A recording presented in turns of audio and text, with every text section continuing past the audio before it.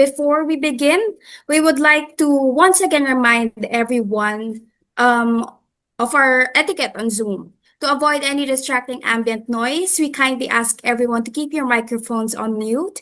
This will help ensure that everyone can clearly hear our resource speakers. But of course, we still want to know your thoughts and reactions now, so feel free to use the chat box to share your comments, reactions, and your reflections. We'll welcome them, keep an eye on them, and may even read some of them later on in our open forum. Feel free also to turn your cameras on so we can help create a more interactive space.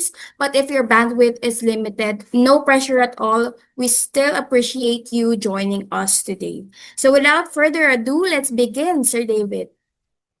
Thank you for the reminders, Marian. No, so allow me to introduce our first resource speaker today, someone very dear to Green Convergence, Sister Bing Caranza. So she is an environmental advocate and spiritual leader who has dedicated more than 20 years to ecological work in the Philippines. She is the co-founder of the Terra Sisters of the Trinity, a Philippine-based religious community inspired by Pope Francis Laudato Si, and grounded in caring for our common home. A graduate of the University of the Philippines, Baguio, with a degree in mathematics and physics. She previously taught physics at UP before entering religious life. Over the years, she has served in key leadership roles in various environmental organizations, including, of course, Green Convergence, the Save Sierra Madre Network Alliance, and Eco Waste Coalition. She currently serves as chapter coordinator of Laudato Si Movement Pilipinas, our partner for this month's Kamayan, and is also a member of the Laudato Si Movement Global Membership Council. Through her work, Sister Bing continues to inspire communities to deepen their ecological awareness and strengthen their commitment to protecting the earth. Once again, to discuss the topic of introducing Laudato Si Pilipinas and its planned celebration, please welcome Sister Elizabeth Bing Caranza. Mga kalikasang hapon po. Maraming salamat, David. It's so great to be with you again. Isa ring pamilya sa akin ang Green Convergence. It's been a long time na hindi nakakadalo ng Kamayan Forum. So thank you so much, Vicky, for this blessing, for this privilege na co-organize ang Laudato Si Movement Pilipinas sa May Kamayan Forum. I'm really happy to be with you all. So let me just share my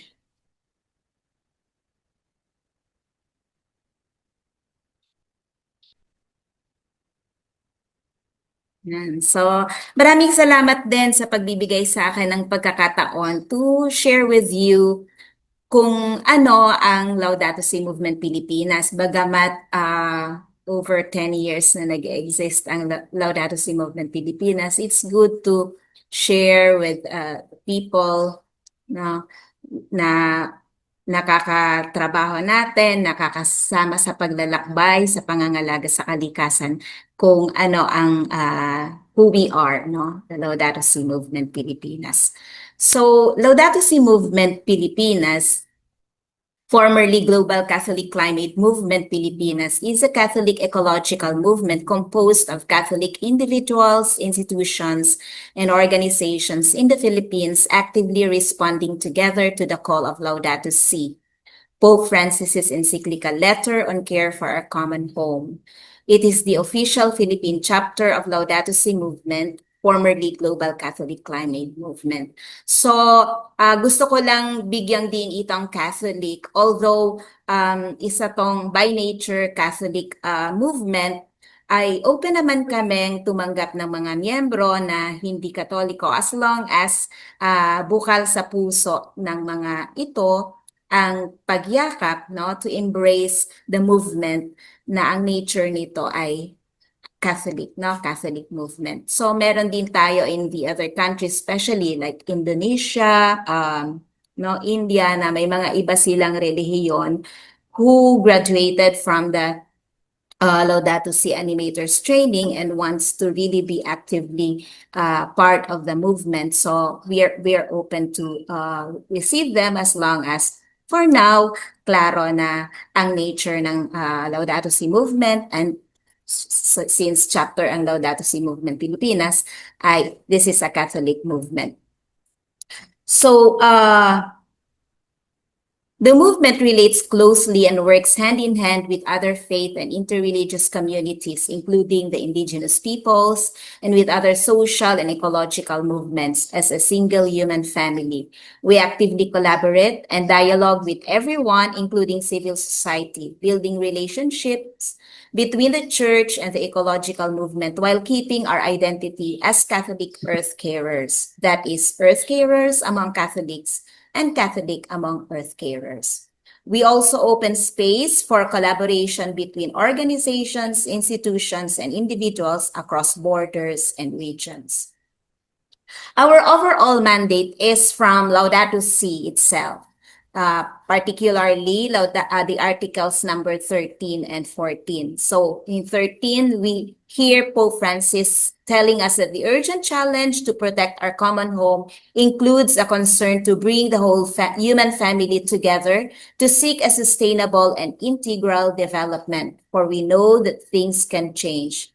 The Creator does not abandon us. He never forsakes His loving plan or repents of having created us. And then from Laudato Si 14, Pope Francis reminds us that humanity still has the ability to work together in building our common home. And Pope Francis urgently appeals for a new dialogue about how we are shaping the future of our planet. We need a conversation which includes everyone, since the environmental challenge we are undergoing and its human roots concern and affect us all. Aside from these two articles from Laudato Si, we also take this very statement of Pope Francis as an overall mandate. During the audience of Pope Francis with GCCM on February 1, 2017, he said, "I encourage you to continue building networks so that local churches respond with determination to the cry of the earth and the cry of the poor." Kaya hanggang sa nakalipas na 10 taon, very close talaga ang aming work, pakikipagtuwang sa ating simbahan. So, konting history lang, paano isinilang ang Laudato Si movement at saka yung Laudato Si movement Pilipinas. So, Tomas Insua joined People's Climate March on September 21, 2014 in New York, and he discovered that only 2 Catholic groups were present out of approximately 1,500 participating organizations. So parang napatanong siya, where are the Catholics in this issue? And so that inspired him to found the Global Catholic Climate Movement. And then Thomas connected with some people around the world to brainstorm on how to bring the Catholics together around the issue of climate change. Lou Arsenio of the Archdiocese of Manila, yung ecology ministry ng ARCAM, was one of those he contacted. Knowing that Father John Leyden has been very active in the ecological movement, Lou brought him into the circle. The group that Tomas brought together started meeting monthly online. And then, nung pumunta dito si Pope Francis, January 2015, doon officially ni-launch, silently lang naman, on January 15, 2015, with a statement submitted to Pope Francis handed by Cardinal Chito Tagle during the Holy Father's visit to Manila. So, yung misa ni Pope Francis sa Luneta nung January 15, 2015. So, basically, GCCM is a response to the signs of the times. It's a global response to the global climate challenge to the Catholic communities. Ang pinakaunang campaign ng GCCM pa noon is the Mercy to Earth campaign. So the GCCM 40-day fast encourages Catholics to fast from food as well as reduce their carbon footprint, reduce their use of oil, electricity, plastic, paper, water, toxins, and reuse and recycle during Lent of that year. So they were parang ang inisip lang nila to be able to parang mag-respond dito sa campaign na to ay 40 countries kasi now 40 days of Lent, but if I'm not mistaken, mga 47 or more ang nag-join sa campaign na to. And then from March 2015, I assisted Father John in introducing GCCM to the Philippines, first to the CBC Pinasa during the time of Father Edu. So I'm really very happy that Father Edu is with us. Isa siya sa mga founding ng chapter. Then to the AMRSP, then AMRSP, Association of Major Religious Superiors in the Philippines. Ngayon ay Conference of Major Superiors in the Philippines na, CMSP. And to some CSOs. After introducing GCCM separately to these three groups, we started convening them together mula noong May 2015. At yun din ang buwan, no? On May 24, that the Holy Father, no, the late Pope Francis, has given his encyclical letter Laudato Si. So he signed the encyclical on May 24 on Care for Our Common Home at St. Peter's in Rome. It was originally published and publicly released on June 18 of the same year. Nung taong yon din ay maalala natin, no, lahat tayo at alam ito yung COP sa Paris, COP21. So that was from November 30 to December 12. So again, basically, yung GCCM was born to mobilize Catholics in a critical year, 2015, with a combination of Laudato Si release and the Paris Climate Summit. So napaka-significant nung taon na nilaunch ang or yung foundation year ng Laudato Si movement, or that time Global Catholic Climate Movement. So ito yung mga naging kampanya ng pangalawa, From Mercy to Earth, no? Nag-mobilize ang GCCM to gather signatures calling for 1.5 degrees goal. At nakalikom tayo ng over 900,000 signatures. At bida ang Pilipinas dito kasi out of these 800,000 came from the Philippines.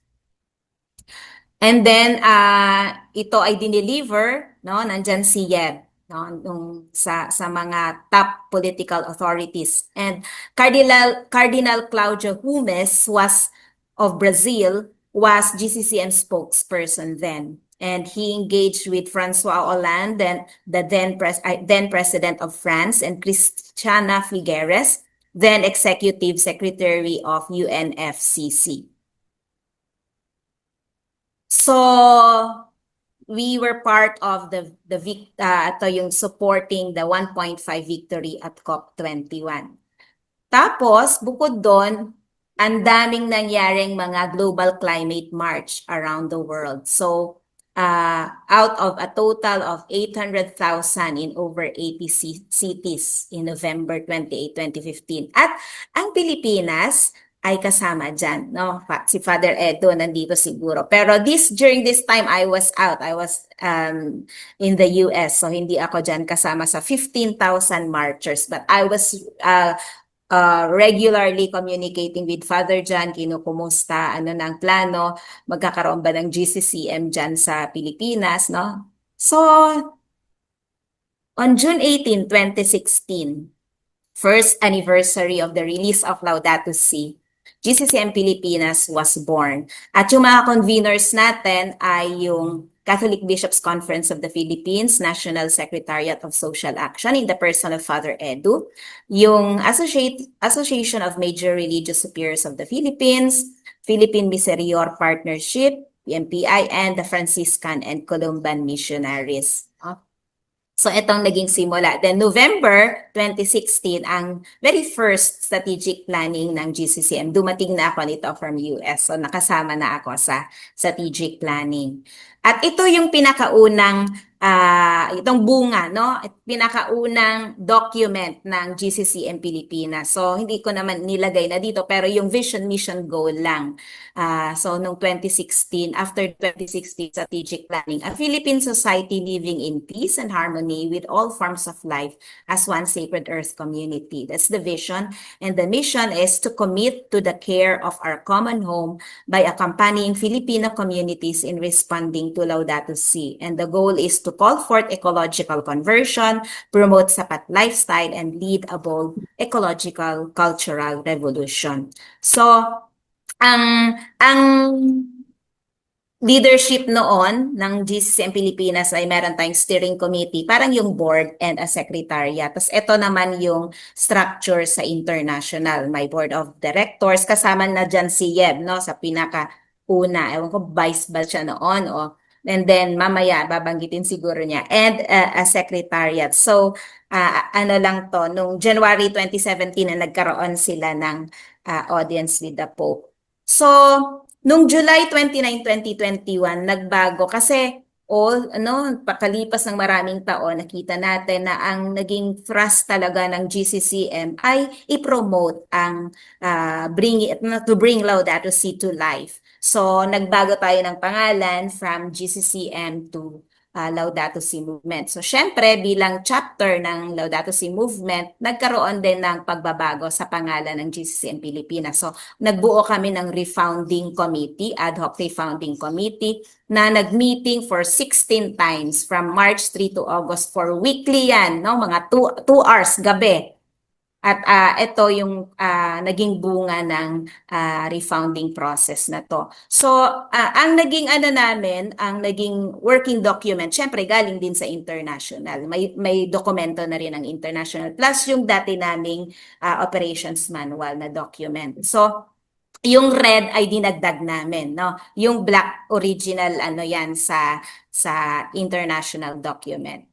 So, ito po ang vision ng LSM Pilipinas, no? At LSM, makikita nyo na rin dyan. The vision of LSM Pilipinas is that the Catholic community in the Philippines actively respects life in all its forms so that all of God's creatures prosper on earth. Our vision includes a stable climate where the gift of God's creation is valued and shared equitably for the good of all, especially the poor and future generations. The mission is to inspire and mobilize the Filipino Catholic community and together collaborate with civil society. Dinagdag namin yung pula, ecumenical and interfaith communities, indigenous peoples, and all people of goodwill to undergo ecological conversion and to care for our common home and the entire Earth community and achieve climate and socio-ecological justice. So, ang identity ng LSM Pilipinas is a spirited movement that brings and connects Filipino Catholics and diverse partners together to accomplish our stated mission. The movement brings together a broad range of Filipino Catholic organizations, institutions, and grassroots members from all over the country. These members walk together in synodality and communion with the Universal Church on a journey of ecological conversion and bold cultural revolution in the light of Laudato Si. They also work together to empower and enable all Filipinos, particularly the poor, to adapt to the impacts of the current ecological crisis. Striving for unity and diversity, organizational and grassroots members come together to pray. Siyempre, yan ang una, no? Collaborate and mobilize in response to the cry of the earth and the cry of the poor. Guided by the spirit of subsidiarity, when the timing and context are right, together they create or engage with local Laudato Si circles. Hindi applicable sa Philippines ang Laudato Si circles kasi meron na tayong BECs, kaya nilagay namin dyan, no? Parishes, basic ecclesial communities, and connect with the local and global movement in a wide range of initiatives to bring Laudato Si to life. So these are naman of the values, no? Again, yung red dinagdag ng refounding committee ng para sa Laudato Si Movement Pilipinas. So number 1 is loving the Creator and all creation. Second, grounded in truth, faith, and simplicity. Number 3, committed to spiritual transformation, ecological conversion, and bold cultural revolution. Number 4, caring for one another, our common home, and the entire Earth community. Number 5, being prophetic. Number 6, taking an integral approach towards rediscovering that everything is sacred and interconnected.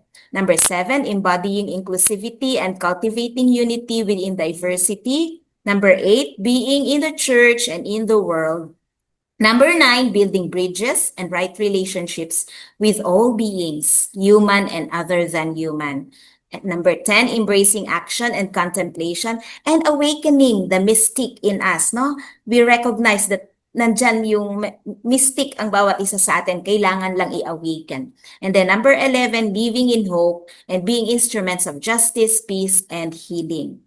Number 12, preferential option for the poor, love for and empowerment of the vulnerable, marginalized, and disenfranchised. So, yung 10 ang galing sa LSM, Global, dinagdagan namin ng dalawa, yung number 1 at saka number 12. Pero, nung 2024, no, na nagkaroon ng mga global encounters, so I have a note here that LSM at the global level has reduced the values into these 5. So from yung 10, naging 5. Ang 5 ngayon is grounded in faith and hope, committed to ecological conversion, caring for one another, embracing an integral and prophetic approach, and cultivating unity in diversity. Pero kami dito, we have chosen to keep all 12, yung binasa ko kanina, that the LSM Pilipinas Ad Hoc Refounding Committee came up with based on the first set of values that LSM handed to the chapter. Yung 10, tas naging 12. Ngayon, 5 sa global. We want to keep all 12 for LSMP.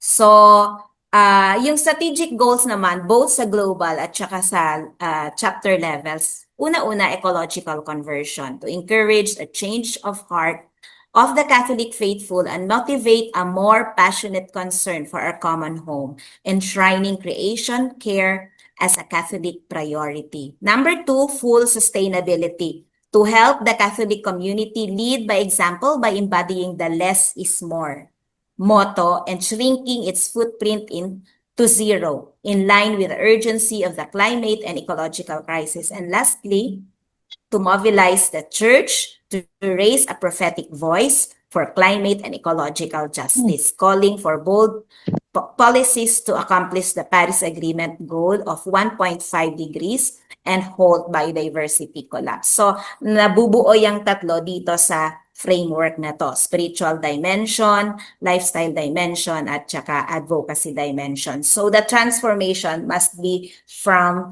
the internal to the external. So ito yung global leadership. Meron tayong board of directors and currently the president or the chair of the board is Yeb Sanyo. Baka nandito na siya. And then there is a global membership council. Naging bahagi nito si Father John, nung nagkasakit siya, si John din, nung nag-inactive na si John din, may iba na siyang mission sa Columban, I became part of the Global Membership Council. No? And then we have the Secretariat. Tapos, yung membership, we have the chapters, Isang Pilipinas, member organizations, Laudato Si Circles, and Laudato Si Animators. Sa chapter level naman, no, we were encouraged ng global leadership to have a chapter coordinating team. Dati, nung yung GCCM pa, we have also a steering committee equivalent to the board tsaka secretariat. But we did away with that to align ourselves to the global, no? Because we are part of a global movement, and the leadership in the global level encourage chapters to have a coordinating team. Wala na yung mga board at saka secretariat kasi meron na doon sa global. So, ito po yung chapter coordinating team natin ngayon, no? Merong chapter coordinator and I was entrusted by the team to be the chapter coordinator. Tapos meron tayong Laudato Si Animators Philippines co-coordinators. Yung isa, ay graduate sa international training. Yung isa naman ay sa local training natin, yung Deep Journey into Laudato Si. Then we have the Laudato Si Gen Coordinator. Yung Laudato Si Gen Pilipinas kasi, i-revive natin yung youth arm. Tapos may communication officer tayo. And then we have a membership committee and a resource mobilization or finance committee. Tapos, ang members ay yung mga member organizations din, Laudato Si animators, and individual members na hindi Laudato Si animator. Open naman tayo to welcome other individual members na hindi nag-undergo sa Laudato Si animators training. And of course, nilagay ko na dito yung Laudato Si Gen Pilipinas kahit na nasa proseso pa lang ng pag-revive. So, ito yung mga key programs ng LSM, no? Yung Laudato Si Lent Celebration, Laudato Si Week Celebration, isa-celebrate natin this coming week. Season of Creation, which we celebrate from September 1 to October 4 globally. But here in the Philippines, since 2020, upon our recommendation, GCCM pa kami noon, we recommended to the CBCP na i-extend yung ating celebration ng Season of Creation hanggang the second week of October, which is our National Indigenous Peoples Sunday, to honor yung mga kapatid nating katutubo na siyang huwaran natin sa pagmamahal at pangangalaga sa inang kalikasan. And then we have the Laudato Si Advent Celebration, and so parang tinatawag namin yan 4 seasons. Laudato Si 4 seasons, Lent, Laudato Si Week, Season of Creation, tsaka Advent, na napakahalaga niyan sa Laudato Si movement. And then we have the Laudato Si Animators Training. In the Philippines, we started in 2017, yung Deep Journey into Laudato Si. And then nagkaroon na rin ng training sa international, no? Tapos yung Laudato Si Generation na nagkaroon sa international level, so ano rin tayo ng Laudato Si Gen dito, pero naging inactive both sa international level at saka dito. And so we are in the process of reactivating Laudato Si Gen Pilipinas. And of course, we are part of the divestment movement also. At sinusulong natin ngayon ang Fossil Fuel Non-Proliferation Treaty. Okay, GCCM LSM Pilipinas now played a key role in the issuance of the CBCP Pastoral Letters on Climate Emergency and Ecology in July 2019, yung An Urgent Call for Ecological Conversion, Hope in the Face of Climate Emergency, and in January 2022, a call for unity and action amid a climate emergency and planetary crisis by drafting them together with CBCP, NASA, and a number of CSOs. GCCM or LSM Pilipinas joined the CBCP NASA in presenting the draft of the 2019 pastoral letter to the CBCP plenary. So si Father Edu tsaka si Father John ang nag-present. So, since ang ano natin is anticipating Laudato Si Week, ito po yung mga pangyayari mula noong 2017. Sinelebrate natin ang Laudato Si Week mula 2017. Pero that time, yung first 3 years, ay yung week na kung saan nagfo-fall yung June 18, yung public release ng Laudato Si. So, during that week, no, in 2017, we launched the Laudato Si Pledge sa La Consolacion College. Isa rin ito sa malalaking kampanya ng GCCM pa during that time. And the founder, you can see there, Tomas Insua, came for this launching. So, ito yung launching ng Laudato Si Pledge sa La Consolacion College. Yan si Tomas. And then we had yung Laudato Si Pledge signed by significant church leaders, si Cardinal Tagle, si Bishop pa siya noon, Archbishop Soc Villegas, siya ang presidente noon ng CBCP. Ayan, so tapos umikot kami sa mga organisasyon para i-introduce ang campaign at ipasign sa Laudato Si Week. And then Laudato Si 2018, we launched naman the Deep Journey into Laudato Si Symposium sa St. Scholastica's College. Although 2017 meron ng training na nangyari, pero na-launch lang siya officially noong 2018 Laudato Si Week. Tapos Laudato Si Week 2019, ni-launch naman natin yung Laudato Si Gen Pilipinas. after a year, no, after a few months, nagkaroon tayo ng lockdown, no, na-lockdown tayo because of the pandemic. So, mula sa 1 week lang or sa konting lang, mga launching of this and that, dumami, ang dami-dami nating naging activities nung Laudato Si Week 2020, tsaka 2021 din. 2022, nagbukas na ulit, no? So, meron ulit tayong nagkaroon ulit ng Eucharistic celebration na in person. Hindi, sa Diocese of San Carlos pala ito. Hindi pa in person, no? So, online pa din. And then, yan yung mga online celebrations noong 2022. And then 2023 pala tayo, nagkaroon na ng in-person ulit na Eucharistic celebration for Laudato Si Week sa Shrine of Jesus, the Divine Word.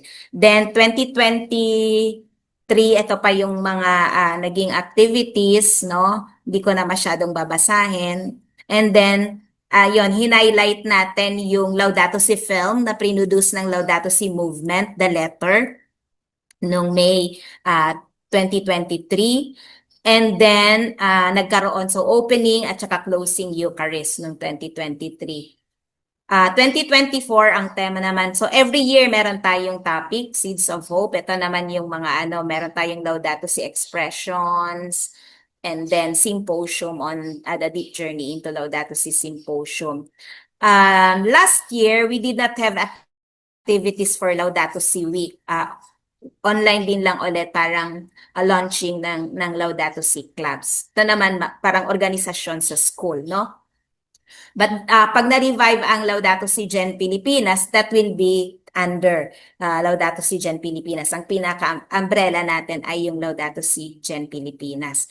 And this week, ito yung napakahalaga, no? So sa mga nakikinig din sa Facebook, ngayong darating na linggo, we have our Laudato Si Recollection, Laudato Si Week Recollection with our very dear Bishop Jerry Almenasa. And the theme, of course, is the theme of the Laudato Si Week 2026, From Hope to Action. So, punta po kayo sa FB page namin para nandun yung mga detalye, no, how you can register. As of the moment, nung last na tingin ko, nasa 95 na ang registrant. So, register lang po kayo. We have 300 naman capacity sa Zoom namin. So, I look forward to seeing you dito sa online recollection natin. And then, yung 17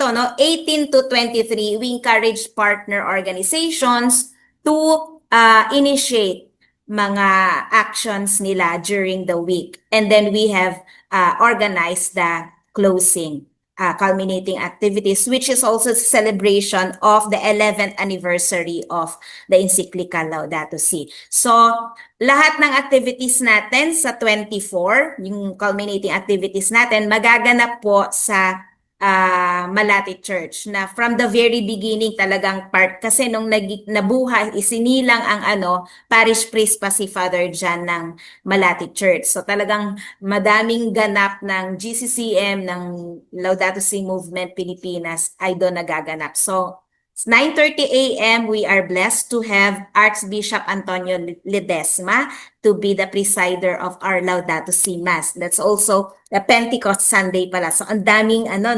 celebration, napakahalaga. Culmination ng Laudato Si Week, Pentecost, and the 11th anniversary of Laudato Si. Then at 11:30 right after the Mass, everybody's invited pero mag-pre-register po kayo hanggang May 22 ang pre-registration. At ano po ito? Potluck. Magdala tayo ng mga plant-based meal natin. So this is a communal plant-based meal. We are joining the 1 million tables movement.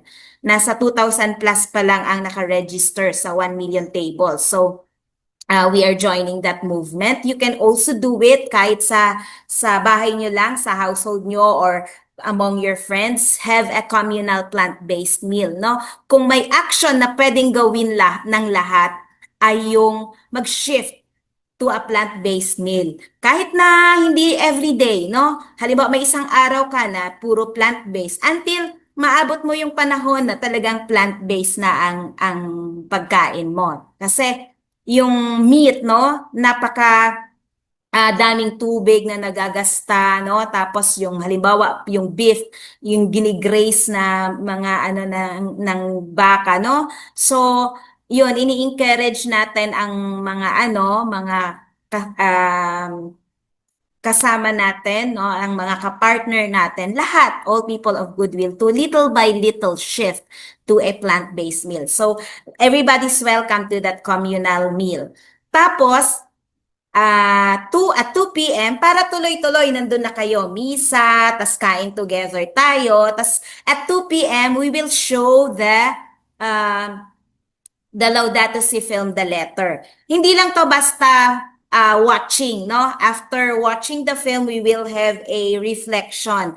We will be dividing you into small groups for a reflection. May mga reflection questions tayo. So that's Laudato Si in film, no? Kasama pa sa cast ng film na to si Pope Francis. So please join us. And then finally, ito buong araw ng mangyayari from 6 a.m. to 6 p.m. We have invited our partner organizations, member organizations to come together for a Laudato Si advocacy exhibit. As of now, we only have 4. Alyansa Tigil Mina, PMPI, Rights of Nature, yung WeGen, Laudato Si at saka Eco Waste Coalition. So I hope Green Convergence can also join us. We have, ang LSM po, meron kaming 10 tents na available, no?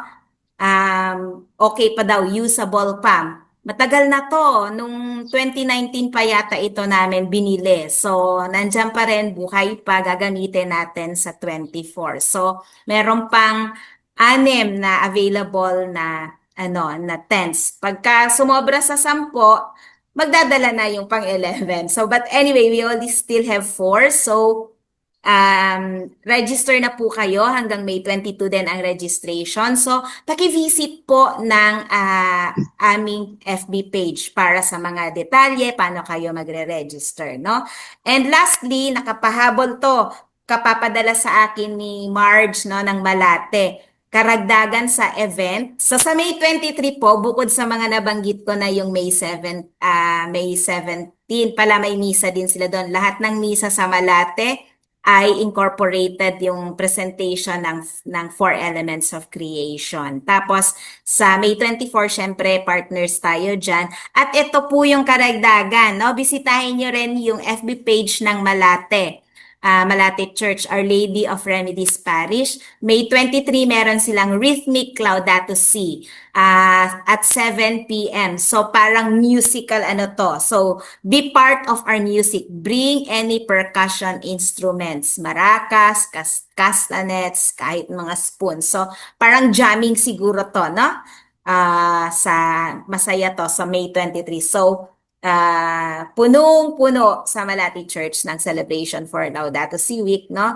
In collaboration with Laudato Si Movement, no? Sa lahat, sabi ko nga, parang naging base yung Malate Church ng GCCM at ng Laudato Si Movement Pilipinas. So in the past 10 years, maraming ganap ang GCCM at Laudato Si Laudato Si Movement Pilipinas na ngayon dyan sa simbahan yan. So thank you very much for listening. Laudato Si. Praise be to God. Let us continue to work together to care for our common home and bring Laudato Si to life. Thank you so much. And hoping to see you on May 17 for our recollection, online recollection, and on May 24 for all the culminating activities at Malate Church. All right, thank you very much, Sister Bing, for sharing the history of Laudato Si movement in the Philippines. Wow, Laudato Si has really shaped how we perceive and roll out actions to care for our common home over the years. Goes to prove that the church plays a very important role in gathering people together, especially us as a dominantly religious country, to push forward environmental and climate goals, grounded, of course, on spiritual, humanitarian, and ecological values. Thank you, and God bless those involved in the movement. And thank you again, Sister Bing, for sharing the insightful discussion and for sharing also the upcoming exciting activities for the coming week. So for those with thoughts and questions, let us reserve those po muna for later's forum, alright? Entertain po natin yan lahat